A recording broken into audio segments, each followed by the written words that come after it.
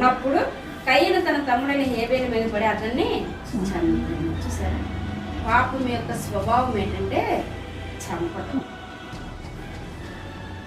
పాపం యొక్క స్వభావం ఏంటి? ఎందుకు చంపాడు? హేబేలు వల్ల నీకేమైనా ప్రమాదం ఉందా? లేదే. హేబేలు ఎక్కడైనా దేవుని దగ్గరికి వెళ్ళి నా అర్పణ అంగీకరించావు, మా అన్న సరైన అర్పణ తీసుకురాలేదు, వాడు అలాంటోడు ఇలాంటోడు అని ఏమైనా ఫిర్యాదు చేశాడా? చేయలేదే.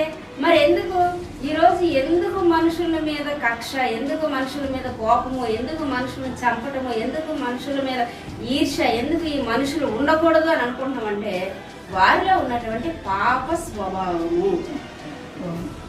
పాపం యొక్క జీతము మరణం. పాపం ఎవరిలో ఉంటే దానికి వచ్చే జీతం, అది కోరుకునే జీతం ఏంటంటే మరణం. పాపం యొక్క జీతము మరణం. కయ్యూల్లో పాపం ఉంది. ఎందుకంటే అక్కడ చెప్పాడు, నువ్వు మంచి చేస్తే నువ్వు తలెత్తుకుంటావు, నీలో సత్క్రియలు ఉంటే తలెత్తుకుంటావు, నీలో సత్క్రియలు లేకపోతే నీ వాకిలి పాపం ఉంది అని చెప్పాడు దేవుడు.